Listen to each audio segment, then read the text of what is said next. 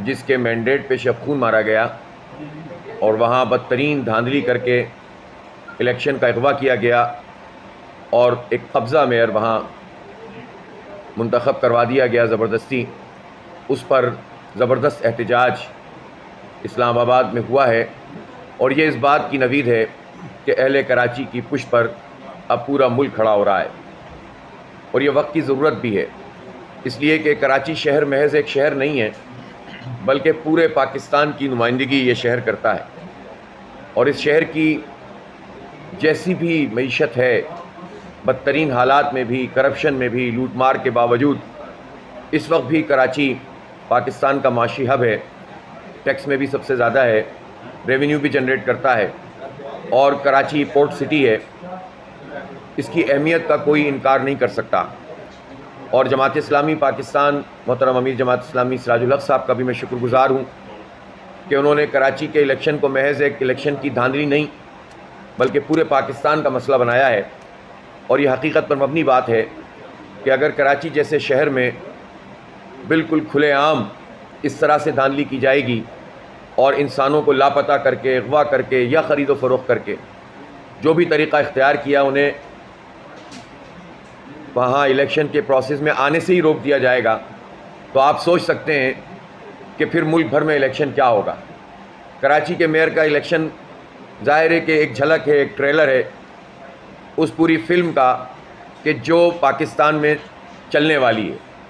तो अगर आज इसके आगे बंद नहीं बांधा गया, आज कराची के लोगों के मैंडेट का तहफ़्फ़ुज़ नहीं किया गया, तो फिर पूरे पाकिस्तान में यही सब कुछ होगा। इसलिए कल इलेक्शन कमीशन के दफ्तर के करीब एक बहुत बड़ा एहतजाज इस बात की अलामत है कि अब ये तहरीक पूरे मुल्क में इंशाअल्लाह फैलेगी और सब सवाल करेंगे कि ये मैंडेट पे डाका कैसे पड़ा है, ये कराची शहर पर क्यों इस तरह कब्ज़ा किया गया है।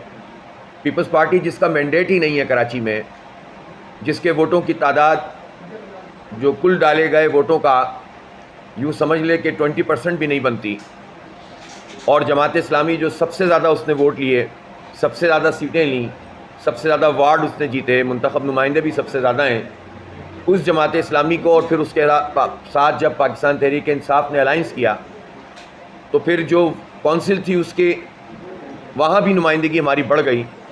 तो वो कोई ऐसा इलेक्शन नहीं था कि जिसमें लोगों को बाहर से आकर वोट डालने थे, बल्कि वो नंबर्स तयशुदा थे। 193 थे और उसके मुकाबले में 173 थे। एक सीट का मसला कोर्ट में था, लिहाजा वो विदहेल्ड हो गया था रिज़ल्ट। तो 192 हमारे थे, 173 पीडीएम के थे, यानी पीपल्स पार्टी जमा नून लीग जमा JUI। लेकिन 31 बंदों को आने से रोका गया।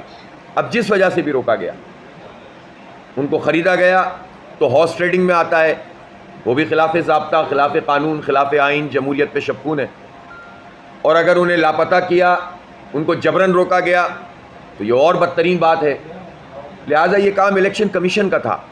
हमने उनको खतूत लिखे और उन्होंने उसके जवाब में अब जाकर चंद ख़त उनके मिले हैं, जिसमें एक सिर्फ काम किया था। उन्होंने इलेक्शन कमीशन के एक डायरेक्टर साहब ने चीफ़ सेक्रेटरी को लिखा था कि सबकी हाज़िरी को यकीनी बनाया जाए।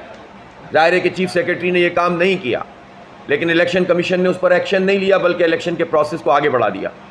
हमने अंडर प्रोटेस्ट हिस्सा लिया और मैंने उस नतीजे पर अपने हाथ से लिखा था कि ये एब्सेंस ऑफ 31 मेंबर्स ये जो मौजूद है, इसकी मौजूदगी में ये रिज़ल्ट ज़ाहिर है कि अंडर प्रोटेस्ट रिज़ल्ट है।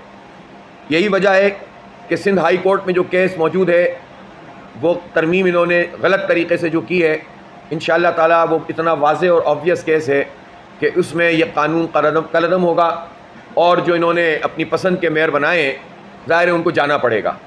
इसी तरह से 31 इंसानों का ना आना, ये जमहूरियत के ऊपर जो नाम पर जो तमाशा हुआ है, इसको भी हम चैलेंज करने जा रहे हैं। हमने इलेक्शन कमीशन में अपनी पिटीशन जमा करा दी है।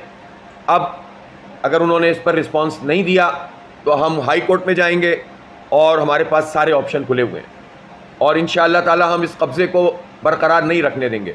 और अमीर जमात मोहतरम ने जो बिल्कुल ठीक बात कही कि ये मेयर पीपल्स पार्टी के लिए गले का कांटा बनेगा, ना निगल सकेंगे ना उगल सकेंगे।